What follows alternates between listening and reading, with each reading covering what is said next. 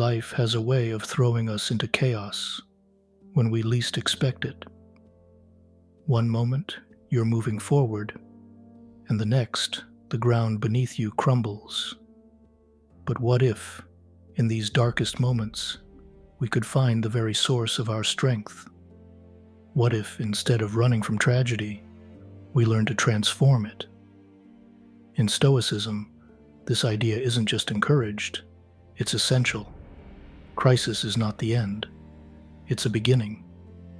Today we're diving into the Stoic art of embracing life's darkest moments, discovering the hidden power that lies in facing adversity head-on.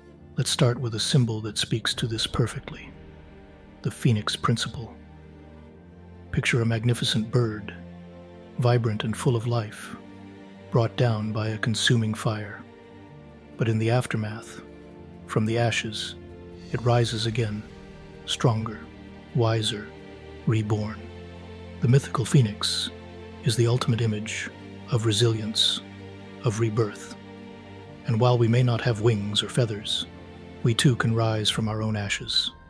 Our crises, our darkest hours, are the flames that burn away the excess, leaving us raw, exposed, and ready for transformation. When everything around us feels like it's crumbling, the ashes of our crisis represent what has been lost, destroyed or stripped away. But within that destruction, there's a choice. Do we let these ruins define us, or do we sift through the ashes, finding the seeds of a new beginning? The first step is to face what's been lost with honesty. Identify those ashes, the pieces of life that have burned away. It might be the loss of a job, a relationship, or a personal dream. In those remnants, we're forced to confront our own limitations and our deepest fears. But the beauty of this process lies in what comes next: the rebirth. Rising from the ashes isn't instantaneous. It's a process of reimagining and rebuilding, and it begins with the courage to see possibility where others see only destruction.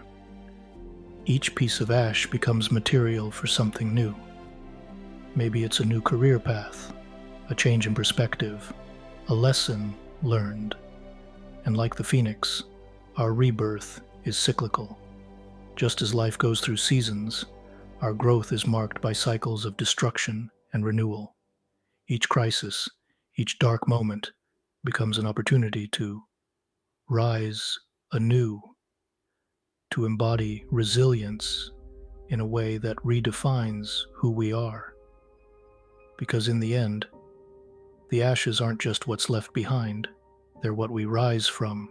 Now let's turn to another metaphor, one that takes us into the heart of the forge: the crucible effect. Imagine the intense searing heat of a furnace, the blinding glow of molten metal, as raw materials are refined, purified, and transformed. In metallurgy, a crucible is a vessel where substances are subjected to high heat, becoming something stronger in the process. Our lives, too, are filled with crucibles, those moments of intense pressure where we feel pushed to our limits. And just like metal, we have the potential to come out stronger, but to endure the crucible, we must recognize our own melting point. In the thick of adversity, our strength is tested. There's a moment, our own breaking point, where it feels like the heat might consume us. But here's the paradox. By reaching this point, by feeling our limits tested, we discover what we're truly capable of. This is where our character is forged. Just as impurities in metal are burned away, our weaknesses are exposed and refined. Through this process, adversity combines different aspects of who we are: our patience, our resilience, our courage, into a new alloy. This alloying process strengthens us, merging all our experiences into a cohesive, unbreakable whole. We become more resilient, less easily swayed, by the challenges that come our way. But this new strength doesn't form all at once. It requires tempering. Just as metal is cooled and solidified, we must allow ourselves moments of rest, of recovery. These are our tempering techniques, practices that help us solidify our new strengths.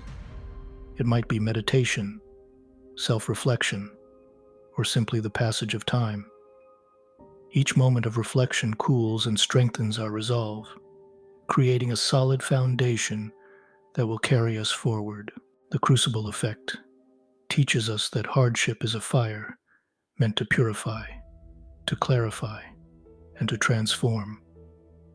It is in these intense moments that we forge a version of ourselves, capable of withstanding whatever comes next.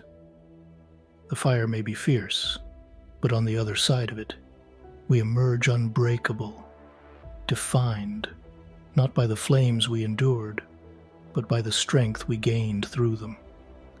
And finally, we come to the evolutionary advantage. In nature, survival isn't about strength. It's about adaptability. The creatures that survive are those that can change, evolve, and thrive in new environments. When crisis strikes, it acts as a selective pressure, forcing us to adapt or be left behind. The Stoics understood this principle well. Crisis isn't just a threat. It's an invitation to grow, to evolve, to find new ways of thriving. In a world of change, we must find our evolutionary niche, that unique space where we can flourish despite adversity. When crisis disrupts the landscape, it creates new opportunities, new needs, and new ways to make an impact.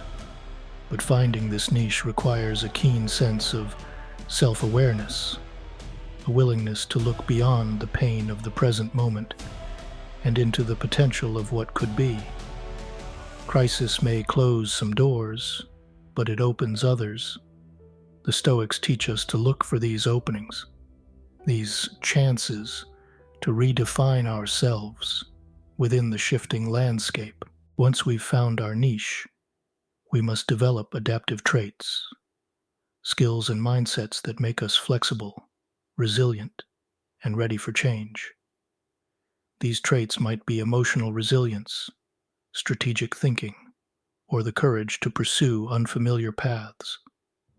The key is to see ourselves not as static beings, but as works in progress, constantly adapting, learning, and evolving. Each setback becomes a catalyst for growth, each crisis a stepping stone toward a stronger, more adaptable self. The principle of survival of the most adaptable reminds us that change isn't the enemy. Stagnation is. Those who resist change, who cling to old ways in times of crisis, are left vulnerable to the shifting tides of life. But those who embrace change, who see crisis as an opportunity to adapt and evolve, discover a strength that goes beyond mere survival. They find a way to thrive, to create, and to build a life that isn't just resilient, but dynamic, ever-growing. In the end, each of these principles, the Phoenix, the Crucible, and the evolutionary advantage, offer us a roadmap for turning crisis into opportunity.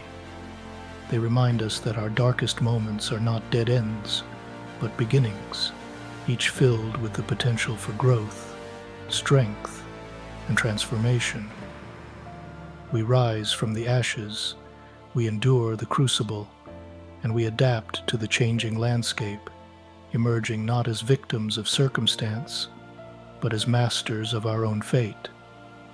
The Stoics understood that life's hardships are not punishments, but gifts, opportunities to refine ourselves, to challenge our limits, and to discover the strength that lies within.